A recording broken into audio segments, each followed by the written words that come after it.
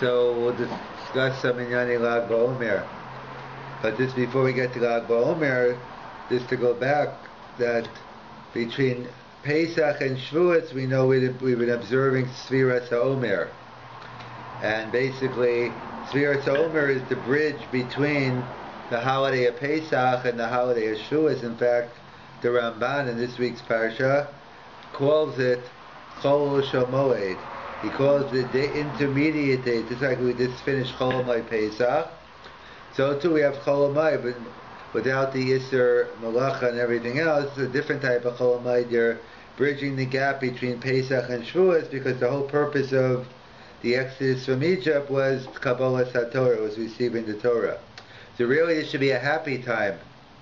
So yet we know it's a Zman Avelis, it's a quasi-mourning period, that depending on your custom, some might be ending pretty soon, like tomorrow night / Thursday morning.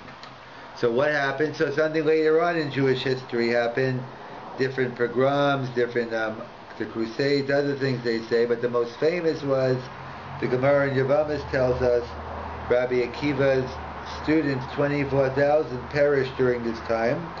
The Bavli writes, Shul Nego Kavod Zelazeh, they didn't treat each other properly. We'll have to come back to that. And they said they died from some type of askara, some type of unpleasant sickness, disease. In contrast to the Yerushalmi, which seems to say they died in the Bar Kokhba revolt, which would make sense how so many died so quickly in such a short time period. So Rabbi Akiva's, so the different customs when you begin the Avelis and when you end it. So one is that you begin right away on the second day of Pesach, or be Chol Hamoed, and you get off really, and Sukkot you don't really have it, and you go until Lag Baomer. We'll see some say you go to Lamed Daled Baomer, others begin Rosh Chodesh and go to a couple of days before Shavuot. And that's why during these times there's a custom of not to get married during this time period. But as Ramosha writes, if you have a different minhag, and when someone gets married, presumably a friend if you're invited, then it doesn't make a difference. You can either switch your minhag this year or don't switch and go anyway, and perhaps even be able to shave and stuff, because that's the real din. The Misameach Chasam V'Kala is the real din of Simcha.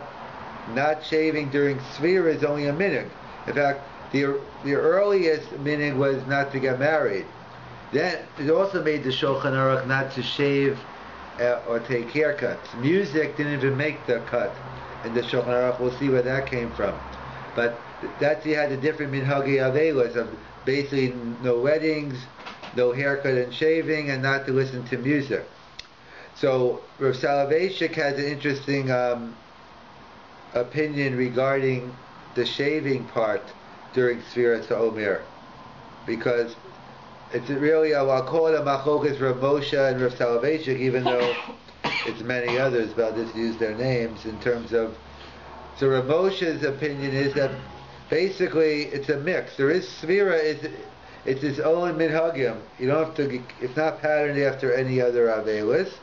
Basically, we took a little bit from Shiva, a little bit from Shoshim, from Yub, the whole mix, however it came about, because we have things that, isn't like some classical thing. And Rav Soloveitchik was from the Brisker family, and they only believed in categories. There's no such thing as a mishmash, a mix and match. You have to define avelis. There's only 3 kinds of avelis. It's either Shiva, Shloshim, or Yud Beis Chodesh. You got to make it stand. Don't tell me it's neither or all or whatever you're saying. So Rav Soloveitchik claims you got to take a stand. His stand is it's on Yud Beis Chodesh. He says Sfiras HaOmer has the status of when after someone loses a mother and father. So in addition to after the Shloshim, you have a period of Yud Beis Chodesh based on Kibbut Avim. You only have one mommy and daddy, and therefore you have a 12-month period. So what's the halacha in Shulchan Aruch regarding shaving during Yud Beis Chodesh? Or for that matter, probably a haircut as well. Shulchan Aruch says you're not allowed to shave or take hair unless a friend or enemy comes over to you and says, you look like a benuvel. you look disgusting, you're ready for a shave. So once he says that, or she says that, your wife, whoever it might be, then you're permitted to shave. It's a Rabbi Kiva Eger discusses, does that mean every 3 days you have to be told again? And then there's one question is, do you have to actually be told by someone? Or does looking in the mirror count? You tell yourself you look like a maneuver, is that enough? And then secondly, once you do shave the first time, is that just a matir now? You can shave now anytime you want, or you have to wait again to another couple of days to shave? That's a further discussion in the Achrona. But the point being is that after 12 months, when someone tells you like a menuvo, so you are allowed to shave. So Rav Selevan claims that Yud Beis Chodesh, the Sfirat Omer has the status of Yud Beis Chodesh, and therefore he says that during Sfira, so since Bisman has in our time, in his time, the Norelco has been around for a while, or Braun, or whatever shaver you use, so people shave. That's why you have many different things that come up. He talks about shaving on Chol Hamoed, but that's a totally different halacha. Meaning, he also says you shave during Chol Hamoed. That's a bigger chiddush. That's perhaps dealing with an issa daraisa. If you assume shaving is a malacha, then it's a major issue. What's it based on? The Gemara in Moed Katan says, you know why you can't shave on Chol Hamoed? Because we want to make sure you enter Yantav looking well kept. Because the concern is, if you know you can shave during Chol Hamoed, you won't bother shaving before Yantav, and you look like a menuvo on Yantav. So the question is, what happens if someone does shave an Erev Yantav, and then they still look like a menuvo on Chol Hamoed? So Tosfos already raises the question. There's a note of Yehuda. They have some other heter, but Rav Selevan has a totally different mahalach. He says as follows. He says that the halacha of, he says, Gemara, the Mishnah lists different exceptions to the rule when you're allowed to shave. So let's say someone just got let out of jail. So then on Chol Hamoed, so you're allowed to take a haircut and shave. Why? Because it's an honest. But the Gemara says if you were spending your time doing the mitzvah of Hashavas Aveda, you can't shave. But I was honest. I was spent 4 hours returning lost. So how come Hashavas Aveda, if I'm doing, I can't shave Chol Hamoed, but getting out of jail I can? And the assumption is because everyone knows you got out of jail. Everyone knows you were in jail, and everyone knows you got. So therefore, it's obvious they knew why you couldn't shave. So therefore, it's something under duress which is obvious to all.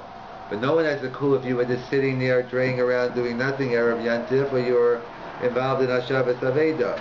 So therefore, any type of onus, the obvious case of duress, and the Mishnah Gemara lists different examples.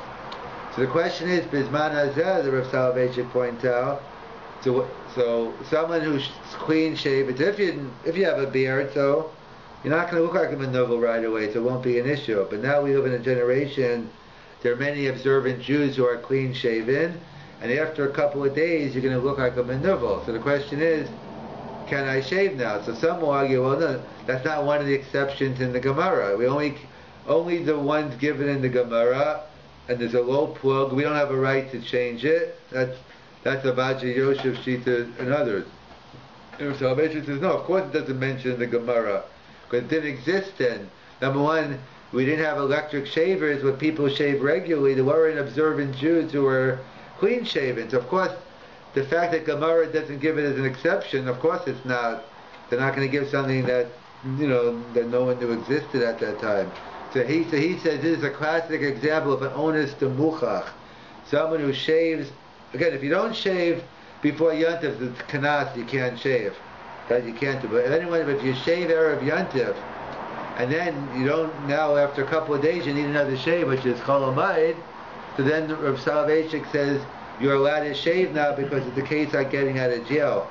And then Rav Selevan takes it a step further. Not only are you allowed to shave, but if you're allowed to shave, you have an obligation to shave. You have a chiyuv to shave because you have to look well. You have to be well kept for Yantif. So therefore, he says one has a chiyuv. Not only can you one has to shave during Chol Hamoed. Rav Moshe actually has a tshuva on it. He basically has the same mahalach as Rav Soloveitchik, but he concludes a little differently, meaning, what I mean to say is, he basically says it's mutter, like, he basically says don't be mocha anyone who shaves. In other words, basically they have what to rely on. But he concludes that basically the minig of yeshivas, or whatever his lashon is, Chasidei Olam, whoever, I forget his exact lashon, B'nai Torah, the minig is not to shave. So basically, the discussion why he wrote it that way, who is he responding to, but fundamentally, he agrees with Rav Soloveitchik in his principle that you're allowed to shave. He doesn't it could be more like a meta halacha. In other words, the question is, let's say you have a big boat. We know, and maybe that's what happened, and this big cruise line wants to make a sharp turn. So sometimes you make a sharp turn, too sharp, you're going to turn over. So similarly here, the minhag's always been no one shaves during Chol Hamoed. Now we find today, so Rav Moshe said, let's take it nice and slow. You don't be mocha, you can shave. I don't want to go around now and start changing the minhag. But Rav Soloveitchik said, no, let's take the bull by the horns. If it's mutter now, you have to. It's different approaches in terms of what something's mutter. Do you take it and that's it? Now if it's mutter, then you got it. It turns into a chiyuv. So that's what he says by Chol Hamoed. He says something similar by Tzvira. Tzvira is only a minhag not to shave. He says the din of Yud Beis Chodesh. So in fact, they say over this. See, it's interesting. When I was in YU, I don't know, 20, 25 years ago, whatever it was, around there. I was there like basically from 81 to about 92, 93. So whatever that was. So basically, interesting enough, the minhag of most people was not to. They didn't follow Rav Soloveitchik. When I was in, I wouldn't say no one, but very few people followed Rav Soloveitchik's opinion about shaving during Chol Hamoed. I'm not sure why or not. That's just the way it was. So, however, but 20 years before that everyone did. And in fact, it was funny. A friend of mine told me he was going on a date to during Sfira, and he was going on a date to Brooklyn. So he figured. So he was discussing should he shave because he has Rav Soloveitchik's heter, but he's going to Brooklyn, so he figure he better not, have some chasidish, and they'll think, they'll ruin the shidduch right away. So he shows up. So I guess he comes in, and the father happened to be a Talmud of Rav Soloveitchik. They said to him, how come you're not shaving? Don't you know Rav Soloveitchik's opinion that you're supposed to shave during Sfira? So either way, so they say he used to go over into the Beis HaMedrash during Sfira, and let's say people who didn't shave, you say, I know what you're waiting for. You're waiting for me to tell you look like a menuvel. You can finish learning, but you have to say to go and shave now. That's what they say he used to go in and tell people you look like a menuvel, telling them you should be shaving. Similar to, reminds me of mice, I think it's Rav Avram Yitzchak HaKohen Cook in Merkaz Arav. On Yom HaAtzmaut, he used to go into the Beis HaMedrash and find out who the anti-Zionists are, or he used to say, you're not shaving, you don't believe in the Medina, or you don't. So he used to scream at them, for not shaving during, because if you, if you assume Yom HaAtzmaut is a Yontif, so then it should be so according to Rav Cook, that definitely was, and according to Rav Cook, you were obligated to take a haircut, shave, and everything else.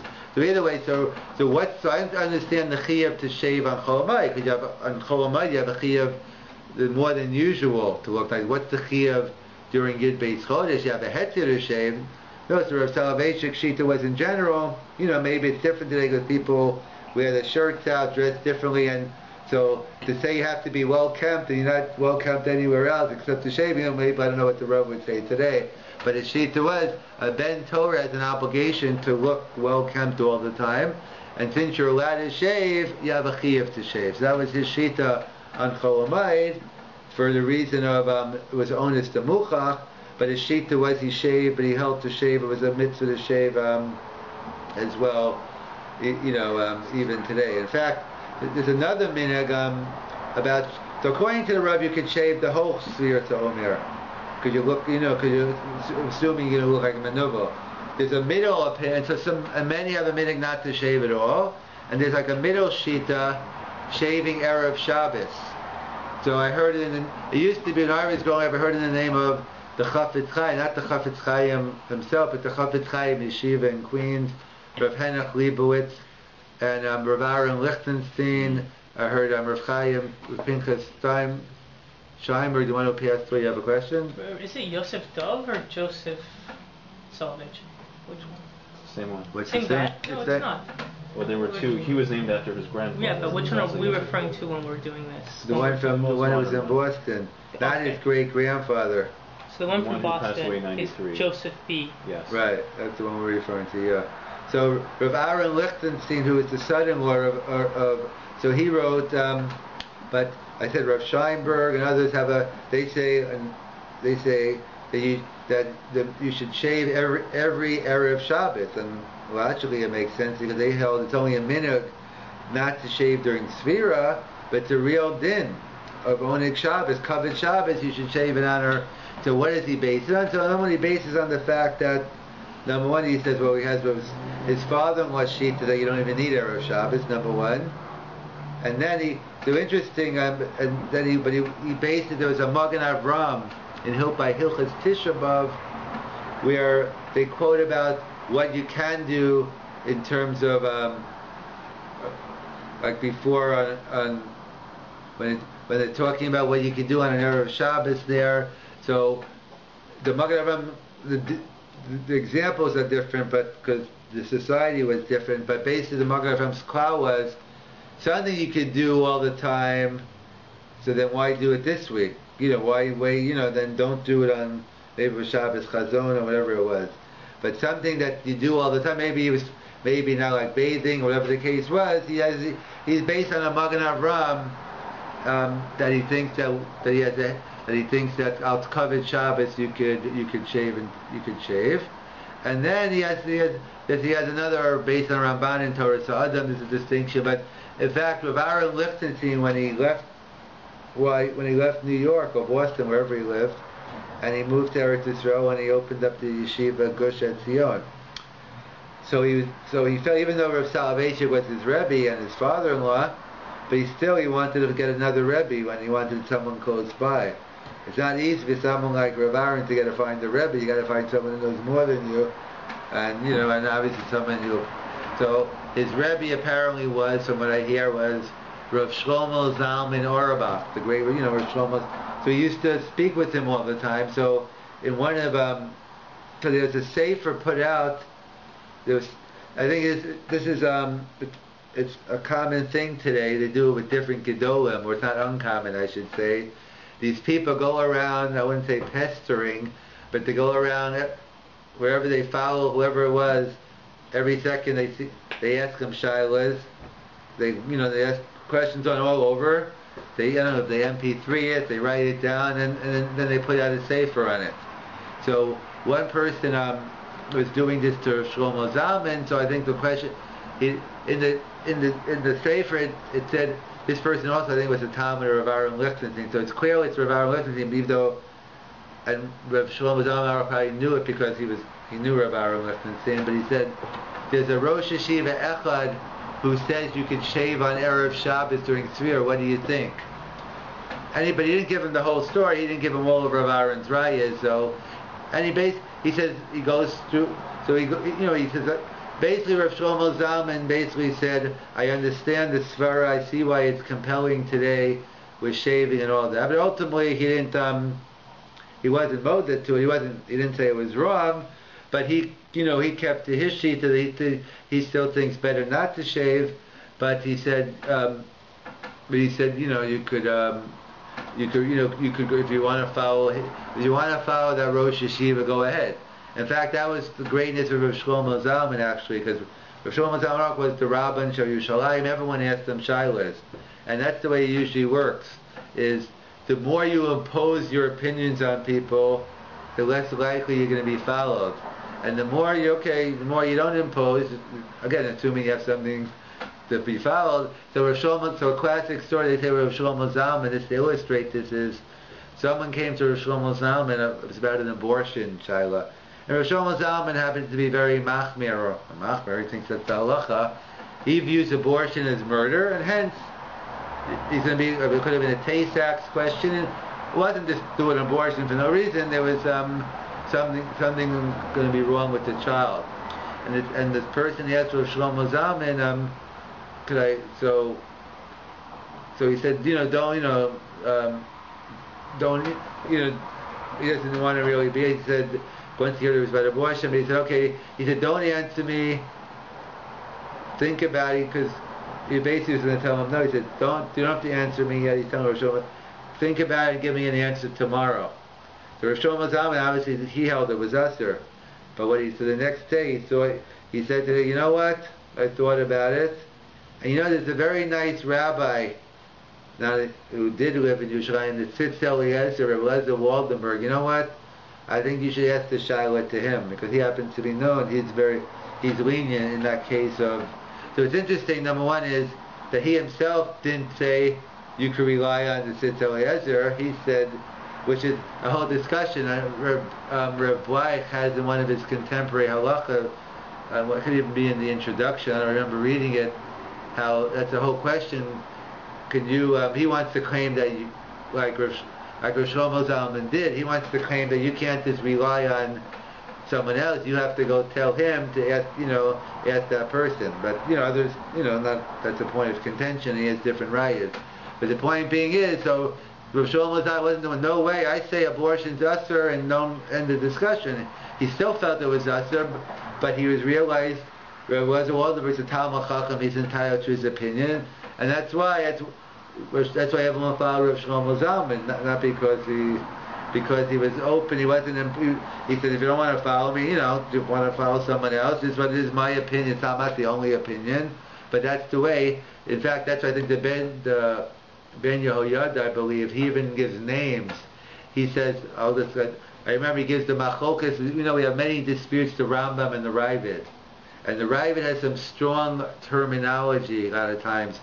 He screams Chai v'Kayim about the Rambam, not the nicest wording. But it's all not that it's Macham Teshotori. He doesn't mean it in a bad way, but it's still strong language. So the Ben Yehoyada says, you know why we paskin like the Rambam over the Ravid? Because the Rambam, he spoke in different nachas, ruach, he spoke softly, he spoke in a nice way. The Ravid was more of a kanai, strong, and Rabban Shel Yisrael. So, and he goes through a whole list of them. When the Klal Yisrael, we accept the people who are, who don't come out and talk, not, the Ramoshes of the world, the Chafetz Chaims, in terms of that, and not the Kanam. There are room for Kanam as well, but those aren't going to be the people. You need Kanam, but those aren't going to be people that the majority, people follow. So therefore you have a middle shita that says that even if you're not going to shave all the time, but Erev Shabbos you could shave. So either way, whatever your meaning was, so the Ramah brings down that basically the shita that on Lag Baomer, the Zman Avelis is over. The Gemara doesn't say it explicitly. The Gemara says they die between Pesach and Atzeres. I think it's the Chidah, the first one. Other Achronim bring down, they have a tradition that it was during they have a tradition that was between Pesach and they stopped dying on Lag Baomer.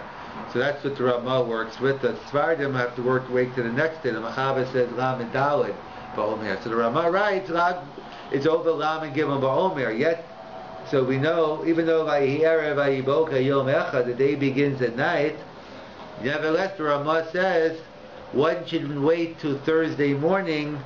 Wednesday night you should not take a haircut or shave. But you should wait until, I'm presuming by weddings and all the other things, he says you should wait until Thursday morning in order to do it. The question is why? Like if the day begins at night, what's the Ramah getting at that we should wait until Thursday morning? Why not do it Wednesday night? So the different possibilities, what's the pshat in the Ramah? One is that we're familiar with the principle of Shiva, as we mentioned. So even though we have Shiva, we don't have 7 full days. We know on the last day you just sit Shiva for a little bit, and we say mixes hayom kikulo. Sitting a little bit, we constitutes the whole bit. So they point out that there's also other Rishitas of the Rishonim who say mixes halayla klayla. The other, we don't pass in this way, but our Rishonim will say Shiva, you sit at night for a little bit, and that's the end of it. We don't pass in them, but it could be this. This is the machlokas Rishonim. So by Shiva it's a real din. Well, maybe over here it's only a minute. The whole thing is sphere. So therefore lechatchila we go with the morning. But even though if I remember correctly, it was many years ago. But the Talmud, one of the Talmud Mufak of Rav Moshe Feinstein, who was one of my Rebbeim at YU, Rav Nissen Alpert Zatzal, if I recall correctly, he had his son or daughter got married Lag BaOmer at night. And Rav Moshe has a tshuva, but Makam Sarach, that if you can't, if the issue of getting the wedding hall, this and that, he's makel that one can get married tomorrow night. So therefore, obviously Rav Nissen Alpert must have been, I didn't know at the time, he was working with his Rebbe Shita, and it's a mitzvah to get married, so therefore there's room to be makel, but the Ramah writes one should wait to the next morning if you can. So that's one issue. Or perhaps the issue is why the Ramah brings down that it's a mixus yantif Lag BaOmer. So is it pshat, or some say the pshat is no, because Lag BaOmer. The issue is if Lag BaOmer is a yantif, and that's why we're celebrating, so then it should begin that night. If it's a din of mixus of Yom Kikulo, so then we do it the next morning. So Ramah, a riot to the first side is because the Ramah himself brings down, according to everybody, Lag BaOmer is a freebie. No matter what your minig is, everyone agrees you're allowed to shave and take a haircut on Lag BaOmer. That seems to imply it's a yontif. And if it's a yontif, in theory, one should be allowed then the night, the night of, which is Me'ikar Adin. You can, but the minute the Ramah brings down, one should wait to the next morning to do it out, mixus of Yom Kippur. So why is Lag BaOmer mixus yantif? So the Ramah doesn't say, but the Vilna Gaon has a little footnote in the Bir Agra. That's why the Baal Shem Tov was a Gaon of Hasidus, because he knows how to elaborate stories, mashalim. When it comes to halacha, it's supposed to be as brief as possible and right to the point. So the Bir Agra is so brief, he's so cryptic, half the time you don't know what he's saying. But half the time he's just quoting like Mar. He quotes you the Gemara at the end of Tainus. What he's referring to as follows. The Gemara says at the end of Tainus, the two happiest days of the year. One was Yom Kippur, and the other was Tu B'Av.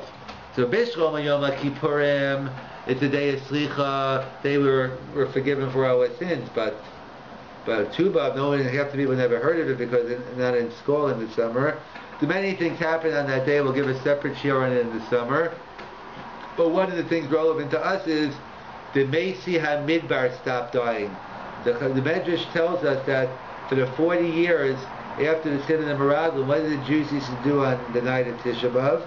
Everyone used to dig their own grave, literally, according to the Medrash, and they used to go to sleep in their grave. Those who didn't wake up, you finished the job, and those who woke up got out. So, and that went on for all the years, and then the 40th year, they all went, whoever was left went to sleep, and they all woke up that night, the next morning. So, we must have counted wrong. They keep on doing it the next day, the next day, the next day, until they see the moon out, and they realize it's the 15th day of the Av. Tisha B'Av is past, and they realize the Racham of Hashem, he took the last year off. Everyone lived. So the Gemara says, so that's a mixus yontif, that we see the end of a tragedy. The end of a tragedy is reason for at least a quasi celebration. And that's what the Vilna Gaon says. That's here, that the 24,000 students stopped dying on the end of it was Lag BaOmer, and just like we see by the Mesi HaMidbar, it was enough for a mixus yantif, so too Lag BaOmer.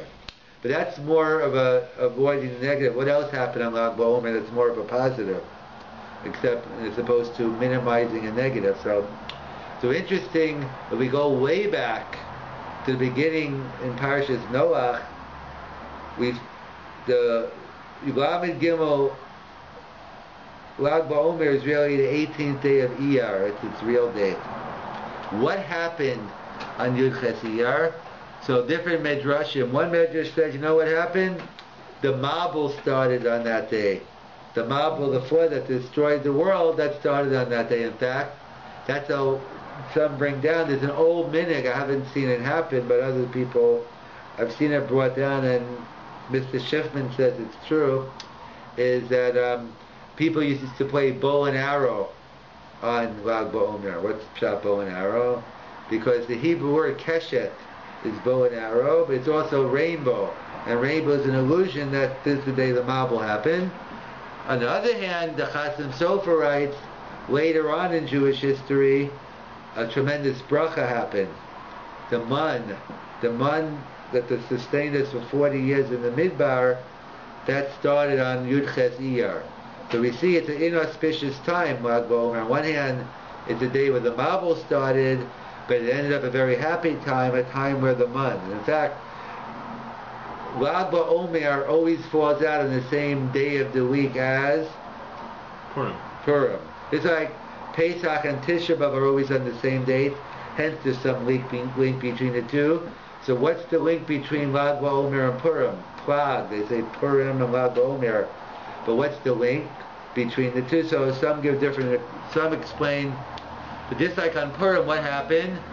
Originally it was to be a terrible time. Hama made the decree, Lahashmid, Ulahagos called Yudin Tafin Nashim, and turned off as a terrible day.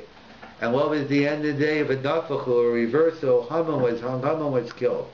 So too, Lag Baomer, it went from Kola to Bracha, so too Purim started off. It wasn't Purim yet, but the history behind Purim started off as a Kola and ended off a Bracha. Others point out a different connection between Purim and Lag Baomer. That Lag Baomer we know, and that's what, and if you don't know, tomorrow night the Meiron, you better be up there already if you want to get close. I don't know what, tens of thousands, hundreds of thousands, whatever. I don't know if the numbers are exaggerated or not, but in Israel that's a large number. They go to Meiron and they go to the kever of Shimon Bar Yochai on that day, and they all sing different songs. They barbecue. They actually slaughter animals. Yeah, there's a lot going on. They take haircuts there. Yeah, do the haircut to bring up the kids. I know someone told me Josh Goldberg was telling me it's a big problem there. They slaughter animals in the dark, meaning it's a big kosher problem there. But I'm saying there are a lot of what? I never saw no, that. I'm saying there are a lot of dark. No one sees it. I won't say there are a lot. Let's say It's horrible. it attracts a couple wackos that come out there. Let's say for I think that's the clinical word, right? Wackos, and people do a lot. A lot of people do, not a lot of people. Most of them probably go with good intentions. Others, do a bunch of crazy things and all that. Well, of course they're going because they're attracted to Kabbalah of Shimon Bar Yochai. So what happens? So apparently the tradition has it that on the day of his death, which they say he died on Lag Baomer, he revealed the Zohar, the Kabbalah. I don't mean like the Madonna, Tom Cruise Kabbalah, but the real thing. And he revealed the Zohar, and which means the light. And therefore, it's a day, even though normally the death of a tzaddik isn't a happy time, Moshe Rabbeinu, we don't have a festive meal. Okay, maybe we do. That's for a different reason. The Chevra Kadishas, but they fast on Zayin Adar and they have a festive meal after. But of course the Hasidim have an answer for that. Moshe Rabbeinu, he died without fulfilling his ultimate goal of he was mitzvah, he didn't enter it. So Rav Shimon Bar Yochai, he had a great ending. What better ending than revealing the Zohar right before you died? So even that gets into a whole separate issue with Hasidim. Fast versus feast for your side, but either way, in the Shulchan Aruch says fast, but the Hasidim have a strong minhag which has affected many non-Hasidim. I guess people much rather be having a tikkun than fasting. But either way, that's a separate discussion. So they're coming to celebrate the Rav Shimon Bar Yochai, and some say it's not celebrating the death of Shimon Bar Yochai, but the fact that he gave over his Talmidim on that day, etc. So either way, it basically what happened, he revealed the hidden secrets. So what is Purim? Purim is the only book in Tanakh that doesn't mention God's name. So too, that's the connection of that on Lag Baomer the hidden secrets are revealed, and on Purim God's working behind the scenes. And in fact, that's what they point out. How many days do we count between Pesach and Shavuos? 49. How many days between Purim and Lag BaOmer? 64. So 49 is a series of 7. 64 is a series of 8. 7 is always a number known as Derech HaTeva. 7 days of the week, the 7 years of the Shemitah. So we know from Pesach to Shavuos, the revealed Torah was given on Shavuos. The Torah Shabbat as we know it.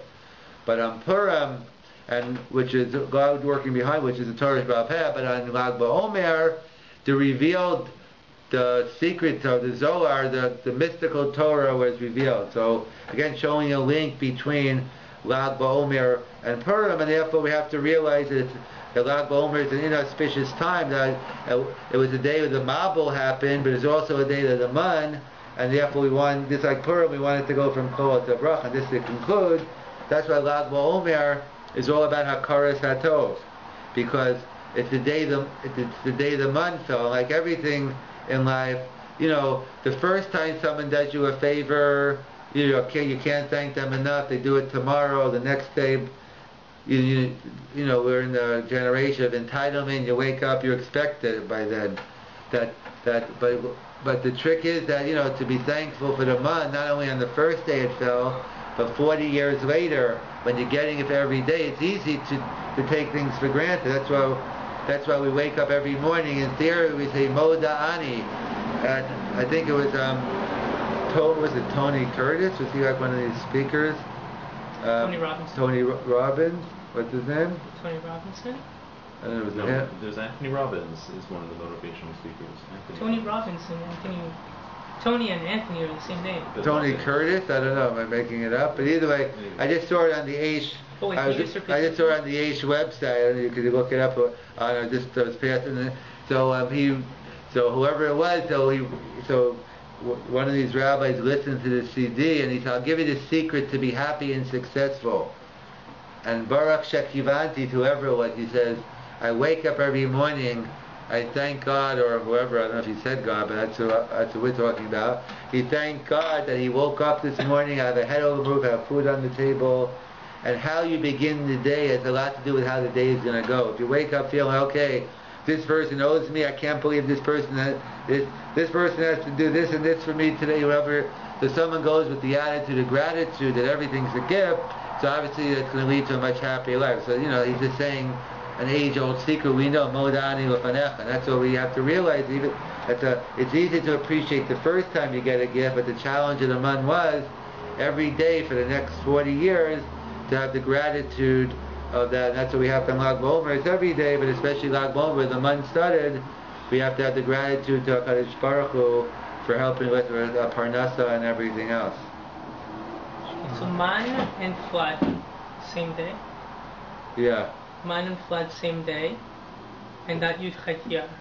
Right, that's the 18th of Iyar. But wasn't Lag BaOmer yet, because that happened later. Okay, that was the Zohar. It might have been the 33 days of the Omer, but we didn't. But there might not have been anything special. There might not have been anything Rabbi Kiva's students did die. Whether it's like obviously they counted the Omer. The question whether Lag BaOmer, whether actually I think if I read something about Yoshua dying on it. In other words, it's not clear something was, there was that the Chassam Sofer was against it. He was against Lag BaOmer in Israel. He thought it's about Tosif. You make in Chutzar, it's not an issue. You go have a barbecue, you go hear a speaker, you take the kids out to the park. You don't do anything. But in Israel, it's a real. I mean, we don't follow the Chassam Sofer, but he was against the celebration, and we don't have a right to make up, Lag BaOmer, make up a celebration for Klal Yisrael.